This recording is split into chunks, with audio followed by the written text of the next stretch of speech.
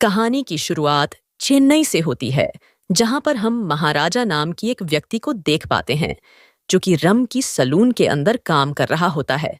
महाराजा एक छोटे शहर का मिडिल क्लास व्यक्ति है, जिसके परिवार में उसकी बच्ची ज्योति है, जिसे वह जान से भी ज्यादा प्यार करता है। अब इसी के साथ कहानी 2009 के एक फ्लैशबैक में जाती है, जिसके अंदर महाराजा अपनी बेटी के लिए टॉयज खरीद रहा था। उसकी पत्नी और बेटी उस टॉय शॉप के सामने वाले घर में ही बैठे हुए थे, जहां से वह अपनी पत्नी से उसकी पसंद का टॉय दूर से ही पूछकर उसे खरीद ही रहा था कि इतने में ही एक लरी रोड से डिसबैलेंस होकर उस घर के अंदर घुस जाती है।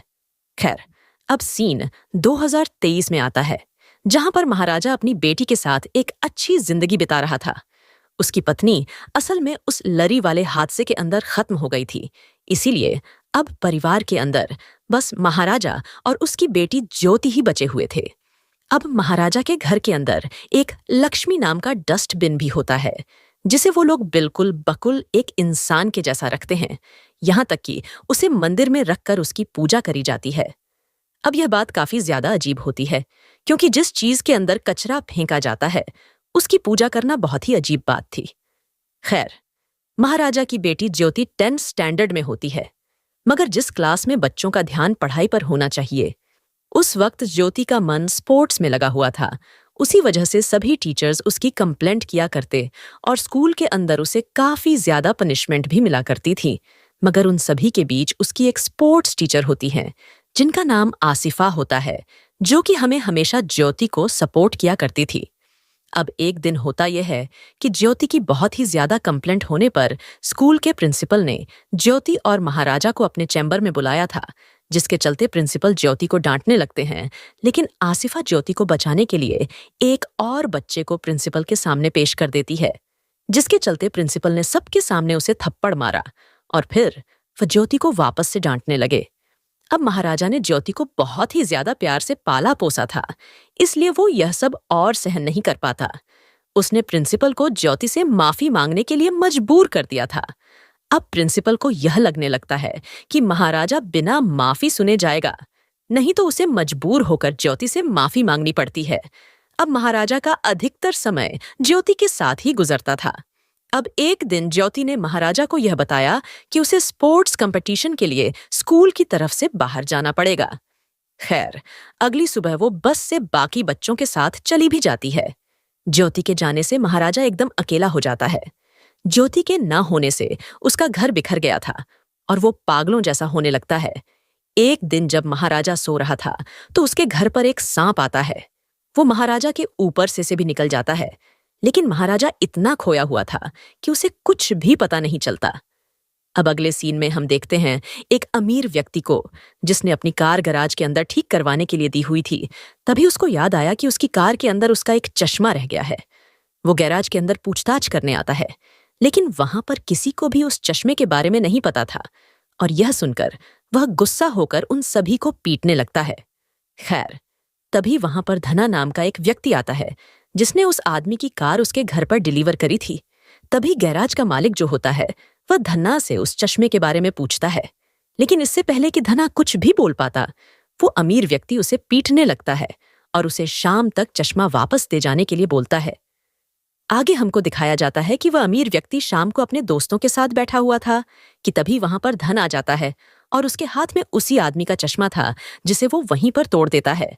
यह सब देखकर वह अमीर आदमी फिर से धना को पीटने लगता है, मगर इस बार धना के मन में उसकी तरफ काफी ग्रजेस आ गए थे और वो और उसके सभी दोस्तों को बहुत पीटने लगता है और वहां से चला जाता है। यानी कि यहाँ पर धना कोई आम व्यक्ति नहीं लग रहा था। गैराज के अंदर काम करने वाले व्यक्ति के अंदर इतनी हिम्मत नहीं हो सकती कि वो किसी अमीर व्यक्ति पर ऐसे ही हाथ छोड़ दे। खैर, अब सीन शिफ्ट होता है, जहां पर हमें महाराजा को दिखाया जाता है, जो कि पुलिस स्टेशन आया हुआ था। हमको पता चलता है कि महाराजा को काफी चोट लगी हुई थी, जैसे उसे किसी ने पीटा हो। तभी वहां का इंस्पेक्टर नल्ला शिवम उससे वहां पर आने का रीजन पूछता है, जिस पर महाराजा यह कहता है कि उसकी लक्ष्मी चोरी हो गई है, जिस पर वह पुलिस वाला रिपोर्ट बनाता है और उससे पूछता है कि लक्ष्मी उसकी थी कौन, जिस पर महाराजा बताता है कि वो असल में उसका डस्टबिन है। यह सुनकर नल्ला शिवम का तो दिमाग हिल जाता है। वो उसका मजाक बनाने लगता है और उसे वहां से जाने के लिए कहता है। मगर महाराजा सीरियस था और वो यह बोलता है कि जब तक उसे लक्ष्मी नहीं मिल जाती वो वहां से कहीं नहीं जाएगा। अब इंस्पेक्टर को इस बात पर गुस्सा आ गया था और वह महाराजा को पीटने लगता है और उसे जबरदस्ती बाहर निकालने की कोशिश करता है। मगर महाराजा वहां से टस से मस नहीं होता और इसी बीच होता यह है कि स्टेशन के अंदर तोड़-फोड़ भी हो जाती है। अब आगे हम वरदराजन नाम के एक पुलिस वाले को देख पाते हैं जो कि एक केस को सॉल्व कर रहा था। असल में एक चोर जो कि खुद पुलिस वालों से मिला हुआ होता है, वह एक आरडी ऑफिसर के घर पर चोरी करता है जिसे वरदराजन खुद ही पकड़ कर लाता है।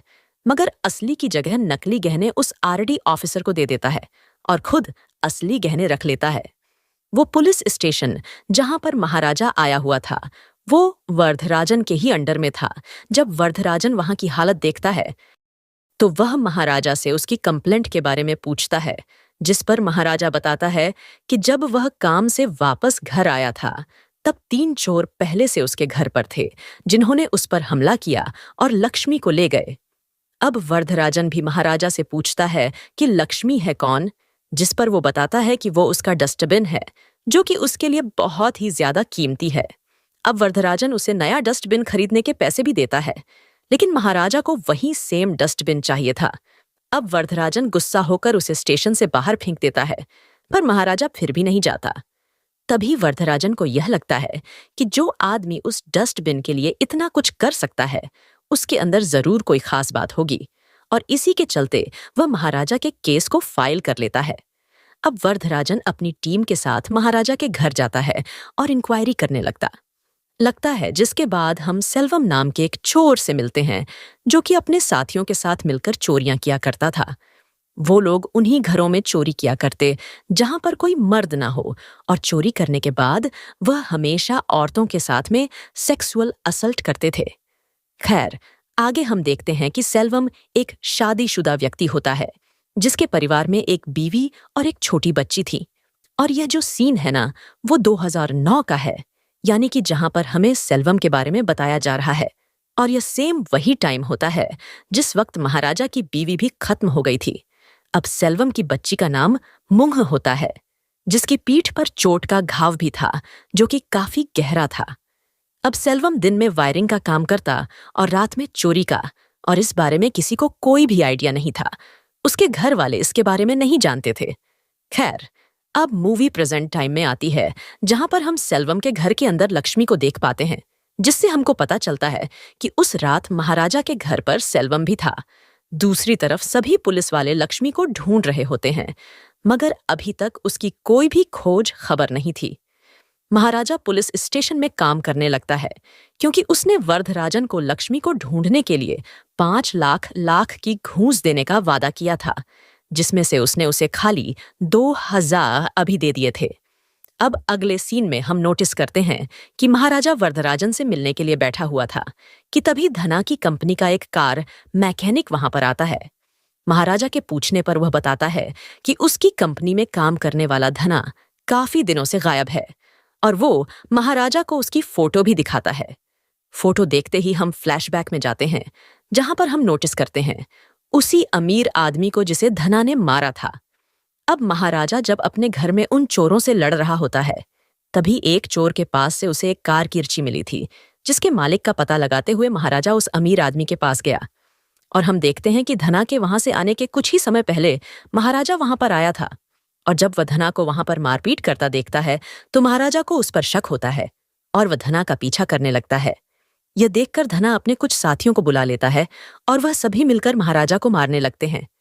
बातों ही बातों में धना महाराजा को पहचान लेता है और उसे बताता है कि वो उसके घर में भी चोरी कर चुका है। यह सुनते ही महाराजा उन सभी को बहुत ही बुरी तरह मारता है और धना की बैक पर कुछ देखने लगता है, जिसके बाद धना उसे बताता है कि उस दिन उनके साथ एक पुलिस वाला भी था जो कि उस चोरी में शामिल था, इसलिए महाराजा कुछ नहीं कर पाएगा। जिस पर महाराजा गुस्से में आकर उसका गला ही काट देता है।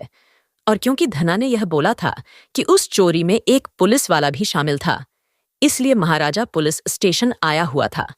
उसका असली मकसद तो उस पुलिस वाले को ढूंढना था जो कि उस रात उसके घर पर था। एनीवेज, अब हम देखते हैं कि सब तरफ ढूंढ लेने के बावजूद भी जब पुलिस को लक्ष्मी नहीं मिलती तो वह एक नकली लक्ष्मी बनवाने के लिए जाते हैं। अब तभी सीन 2009 की तरफ आता है, जहां पर हम सेल्वम को देखते हैं, जो कि अपने साथी सबरी के साथ में चोरियां किया करता था। खैर, अब उसकी बेटी का आज बर्थडे होता है, इसलिए वह अच्छा दिखने के लिए महाराजा के ही सलून के अंदर जाता है, जहां पर वह अपनी बीवी को बताता है कि उनकी बेटी को वह सोने की चेन गिफ्ट करेगा।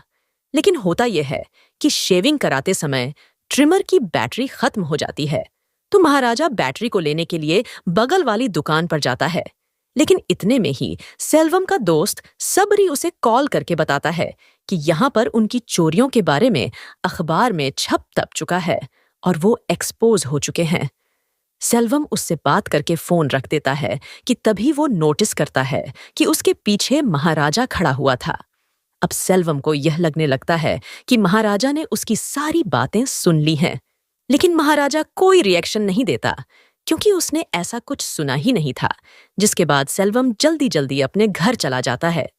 इधर महाराजा नोटिस करता है कि सेल्वम की जो सोने की चैन थी वो वहीं पर रह गई थी, जिसको देने के लिए महाराजा उसके घर जाता है। लेकिन ऑब्वियस सी बात है कि पुलिस वालों को सारी चीज पता चल गई थी कि सेल्वम चोरी करता है। अखबार के अंदर चोरी की भी खबर आ गई थी, तो सबरी को तो शूट करके खत्म कर दिया जाता है और सेल्वम को अरेस्ट कर लिया जाता है। अब सेल्वम को यह लगता है कि शायद से महाराजा ने ही उसकी बातें सुनी थी और वही पुलिस को लेकर वहां पर आया, और इसलिए वो मन ही मन में महाराजा से बदला लेने का ठान लेता है।